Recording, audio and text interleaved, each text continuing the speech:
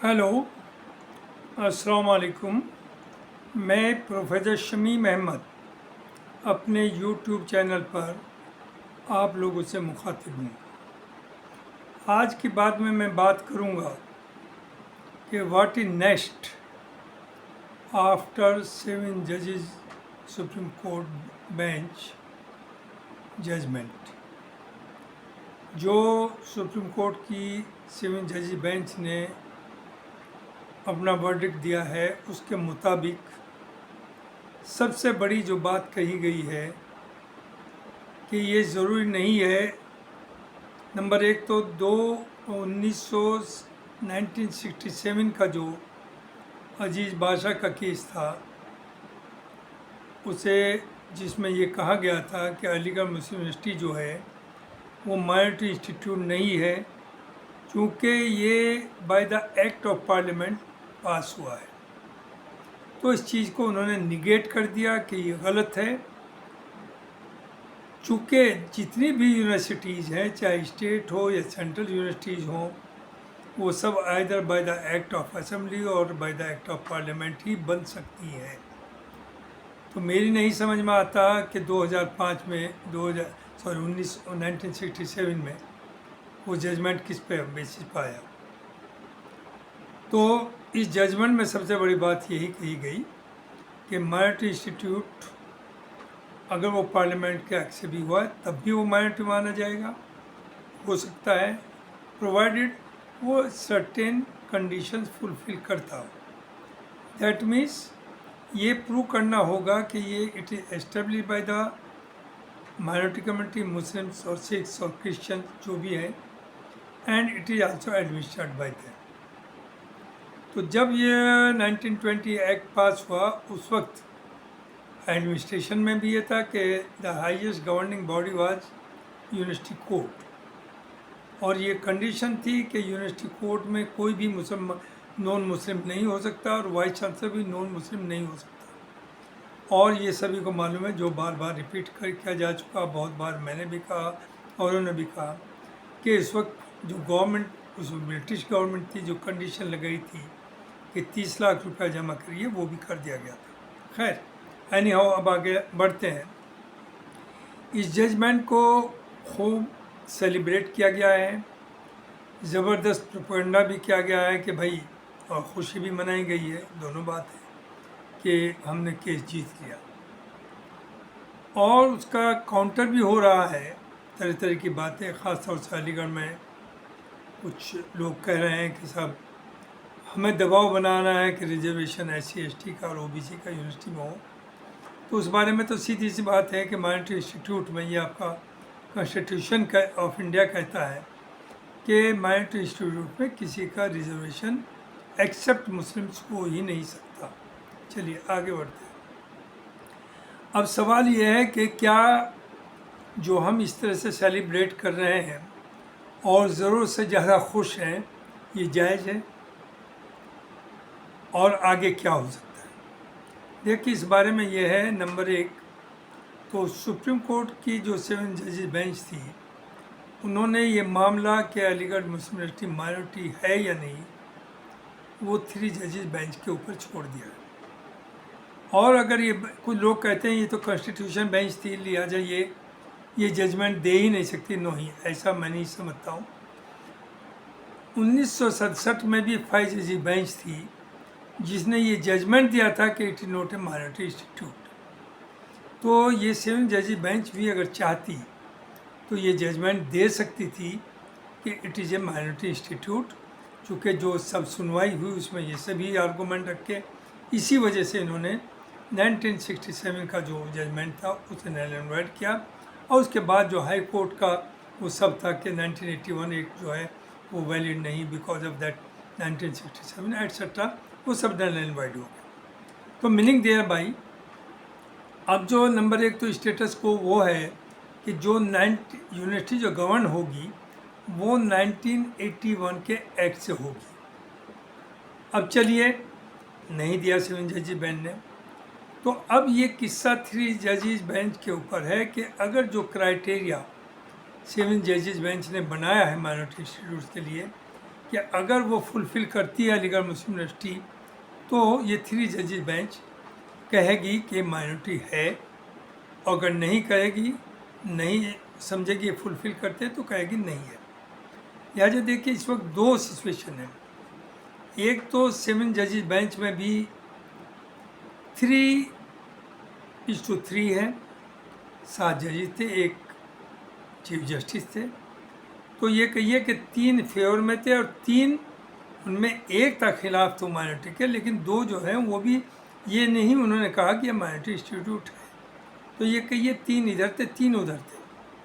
और जो chief justice साहब थे उनका वोट, कास्टिंग वोट होता है, वो उन्होंने दिया और उस तरह से 4:3 हो गया। तो अगर रिव्यू पटिशन में जाते हैं जो अगेंस्ट हैं मुस्लिम यूनिवर्सिटी की माइनॉरिटी करैक्टर के, तो वो रिव्यू में भी कुछ परेशानी वाली बात आ सकती है। दूसरी बात, जैसे ये समझिए कि 1967 से आज तक 33 साल वो हो गए, 24 साल ही हो गए कि जजमेंट नहीं आया, कोर्ट्स में बातें चलती रही। तो ये 3 जजेस बेंच कोई ज़रूरी नहीं कि 1 साल में जजमेंट दे दें, 10 साल में दे दें, 20 साल में, इट में गो इंडेफिनेटली। आप कुछ नहीं कर सकते, it depends on the intention of the government. वो चाहती है कि जल्दी जजमेंट आए तो जल्दी आ जाएगा, नहीं चाहेगी तो नहीं आएगा। आप कुछ नहीं कर सकते और ये भी आप प्रिडिक्ट नहीं कर सकते कि ये जजमेंट आपके फेवर में, यानी एएमयू के माइनॉरिटी करैक्टर के फेवर में आएगा। चूँकि उसूलन तो ये जो 7 जजेस बेंच ने कहा ये ऑलरेडी माइनॉरिटी इंस्टीट्यूट है और 1981 के एक्ट के मुताबिक भी है। लेकिन आप देख रहे हैं जिस तरह से जजमेंट भी आते हैं, कभी इधर कभी उधर। बाबरी मस्जिद के केस में क्या हुआ, आखिर तक कहते रहे कि इसमें मंदिर तोड़ के मस्जिद नहीं बनाई, और जो उसे तोड़ा गया उसे एक बहुत बड़ा क्रिमिनल एक्ट भी कहा, सब कुछ कहा। लेकिन फाइनली क्या हुआ वो सबके सामने।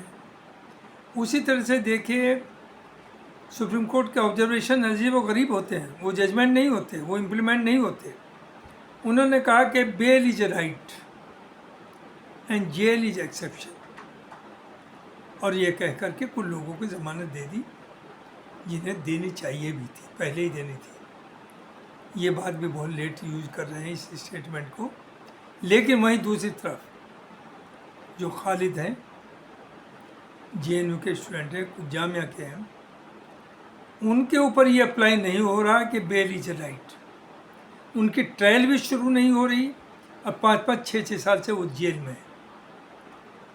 इसलिए आप बहुत खुश ना हों, कुछ नहीं कह सकते। इट डिपेंड्स ऑन गवर्नमेंट कि गवर्नमेंट क्या चाहती है। गवर्नमेंट अगर रीजनेबल है और जस्टिस देना चाहती है तो इट इज़ क्लियर कि M is a minority act.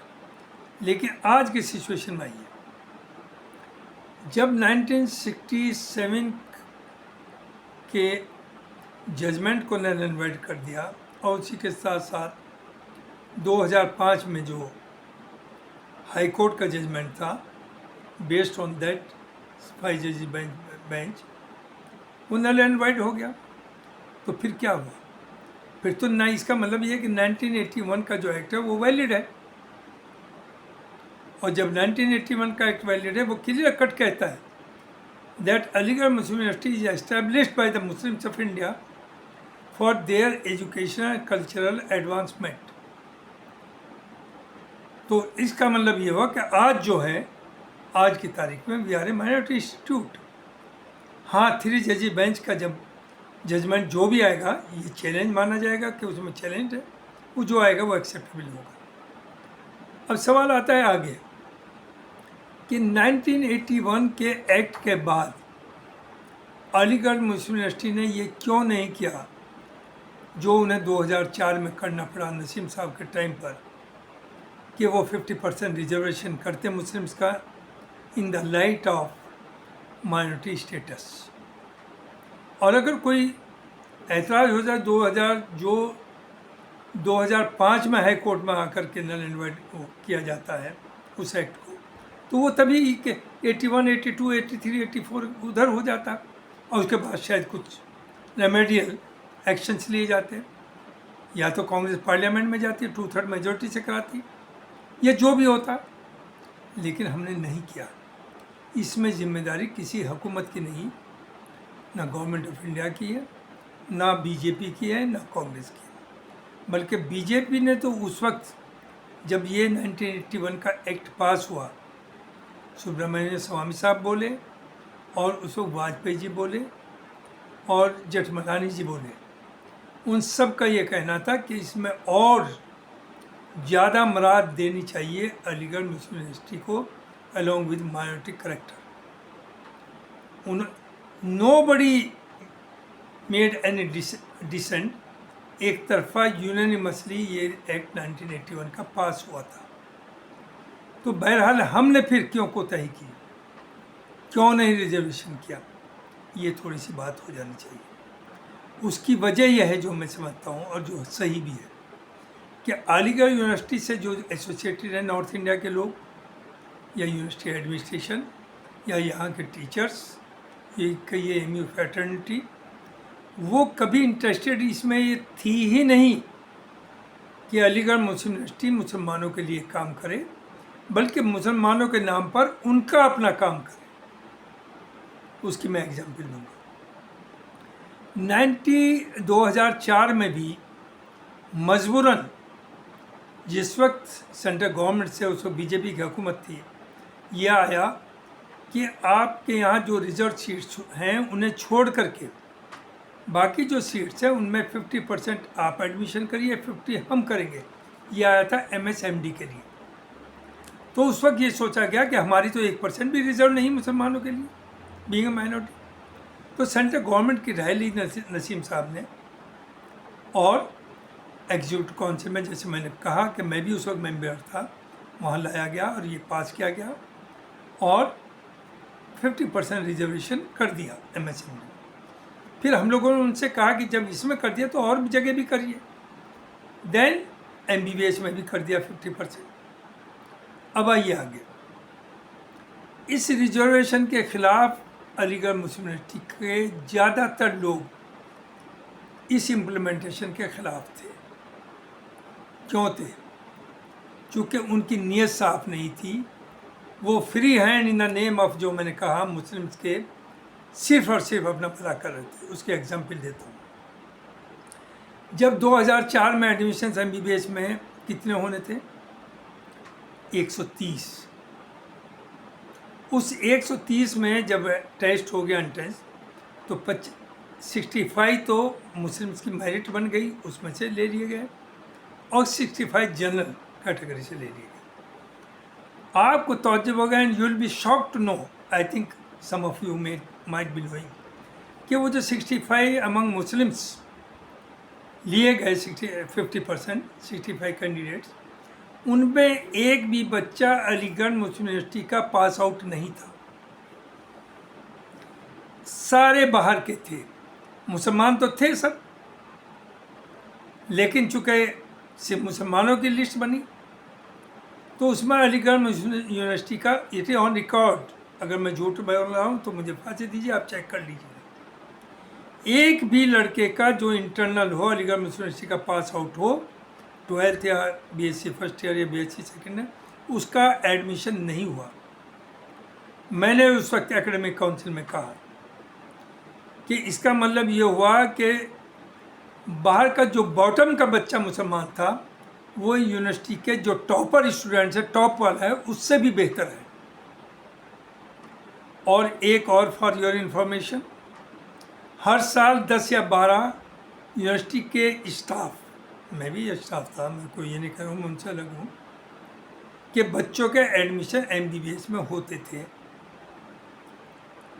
लेकिन उन 65 में एक भी स्टाफ का बच्चा भी नहीं आया और इंटरनल बच्चा भी कोई नहीं आया। तो इसका मतलब क्या हुआ? कहीं ना कहीं तो कुछ था। और इसीलिए मैं यहाँ बात लाऊंगा, हमारे प्रोफेसर फैज़ान मुस्तफ़ा साहब जो 8 अप्रैल 2005 में रजिस्ट्रार हुए, और मैंने पहले वीडियो में कुछ मुझसे गलती हुई, गलत कोट कर दिया। जिस वक्त ये रिजर्वेशन की बात हुई उस वक्त वो रजिस्ट्रार नहीं थे और ना उनका कोई रोल था इस रिजर्वेशन करने में। तो आई रिग्रेट माई मिस्टेक, जो उसमें मैंने कहा। नो डाउट उसके बाद जब कोर्ट सुप्रीम कोर्ट में केस गया तो Faizan Mustafa being loyal registrar and loyal to the university, उन्होंने दिलो जान से इस केस को लड़ा। लेकिन लोगों ने उनके ऊपर लाछन लगाए कि साहब उन्होंने रिजर्वेशन करके यूनिवर्सिटी को बर्बाद कर दिया। हालांकि वो he was not a part, again I will say I was the part. और ये काम वो किया 2004 में नसीम साहब ने, जो 1981 के 2-4 साल के अंदर हो जाना चाहिए था। लेकिन चूँकि हमारी नीयतें ख़राब हैं, we are involve in corruption, I say here publicly, all type of corruption are going on, specially in admissions. ये बताइए जब 65 में एक भी मुसलमान नहीं आया एमयू का, एक भी बच्चा किसी टीचिंग या नॉन टीचिंग स्टाफ का नहीं है, एम्प्लॉइज का, उसके बाद तो आ रहे। तो ये सब क्या है? कहीं ना कहीं तो है। तो मैं अगेन कहूँगा, फैज़ान मुस्तफ़ा साहब से मैं माफ़ी चाहूँगा कि गलती से मैं उनका नाम बोल दिया था पिछले उसमें कि उनके टाइम में हुआ, but he one not registrar. उन्होंने 8 अप्रैल 1965 में 2005 में एज ए रजिस्ट्रार ज्वाइन किया था। जब उसके बाद केस लड़ने में सर्टेनली उन्होंने केस लड़ा, बड़े दिलो जान से लड़ा, बड़ी मेहनत की और सुप्रीम कोर्ट से स्टे लिया स्टेटस को के लिए, और वो आज तक स्टेटस को चल रहा है। तो अब सवाल इस बात का है कि जो हम बहुत सेलिब्रेट कर रहे हैं, बहुत खुश हैं और जाना क्या क्या खेल खेल रहे हैं और खुश हैं कि हम माइनॉरिटी इंस्टीट्यूट है। पहली बात तो ये कि एग्जीक्यूटिव काउंसिल में लाइए, कोर्ट में लाइए। At present it is a minority institute based on 1981 act. तो आप दोबारा 50% मुस्लिम्स का रिजर्वेशन करें, but I know it will not be done. I know it will not be done, क्योंकि हुकूमत की नज़रें भी देखनी है और लोगों का इंटरेस्ट भी देख रहे हैं हम, माशाल्लाह कम्युनिटी का, ख़ास तौर से जो हमारे यहाँ चारों तरफ अलीगढ़ में बोलबाला, ये अब नेशनल करैक्टर तो इसका रहा ही नहीं है। ऑल इंडिया करैक्टर जो सेंट्रल करैक्टर होना चाहिए कि हर जगह के बच्चे हैं, वो तो है ही नहीं अब तो मेनली यूपी एंड बिहार, इसके अलावा कोई नहीं। दूसरी चीज़ जो इम्पोर्टेंस थी, इंजीनियरिंग में बीटेक में तकरीबन 40 से 45 हज़ार बच्चे बैठते थे एंट्रेंस टेस्ट में। इससे अंदाज़ा लगे क्या इम्पोर्टेंस थी एमयू की। आज की डेट में 5 और 6 हज़ार बच्चे बैठे हैं एंट्रेंस टेस्ट में। No you can very well imagine. लेकिन तो अगर हम इतने ही हमदर्द हैं कौम के, मिल्लत के, तो आप accepting that 19 today as of today हम 1981 के एक्ट से गवर्न हो रहे हैं और उसके बेसिस पर हम माइनॉरिटी स्टेटस हमारा है, जो कि चैलेंज है इन 3 जजेस bench that will decide finally कि है ये। लेकिन वो डिस्प्यूटेड हो सकता है, वहाँ कोर्ट में केस चल रहा। लेकिन आपका जो काम है इस वक्त, वो ना तो सुप्रीम कोर्ट का स्टेटस को है, वो ऑटोमेटिकली ख़त्म हो गया। जब 1967 का और 2005 का हाई कोर्ट का जजमेंट नल एंड वाइड हो गया तो वो ऑटोमेटिकली ख़त्म हो गया। तो we are a minority institute and let them dare to implement 50% reservation for the Muslim as per constitution of India being a minority institute. तो यही मुझे आप सबसे कहना है कि हम ज़रूरत से ज़्यादा खुश ना हों, सेलिब्रेट ना करें और बहुत चुपचाप ना बैठ जाएं। अभी आपकी जंग लंबी है, जैसे मैंने अभी कहा, हो सकता है 2 साल लगे, हो सकता 10 साल लगे, हो सकता 50 साल में भी ये तय ना हो। चूँकि 60-70 साल लगे हैं पहले जजमेंट को उल्टा करने में और सुप्रीम कोर्ट से जजमेंट आने में 7 जज बेंच का। तो थैंक यू वेरी मच, ये मुझे कहना था। और AMU के ऊपर मेरे कुछ और भी आएंगे वीडियोस, लोग उससे नाराज़ ना हों, अपने को सुधारने की कोशिश करें। गड़बड़ कम्युनिटी एज ए होल भी कर रखी है, नेशनल लेवल पर हो, पॉलिटिकल लेवल पर हो, सोशल लेवल पर हो, दीन के लेवल पर हो, दुनिया में, पूरी दुनिया में हो, वो सबके सामने। We claim to be follower of Islam but we are not. सिर्फ मुसलमान कहने से आप इस्लाम के फॉलोअर नहीं हो जाते। आपको अपने को सुधारना पड़ेगा। आप ये कह के नहीं बच सकते कि दूसरे भी तो यही कर रहे हैं। आप तो दूसरों से अलग हैं, आप मानते भी हैं कि we are different than others, तो उसे आप प्रैक्टिस में भी लाना पड़ेगा। थैंक यू वेरी मच, बहुत बहुत शुक्रिया आपके सुनने का। आज यही कहना था।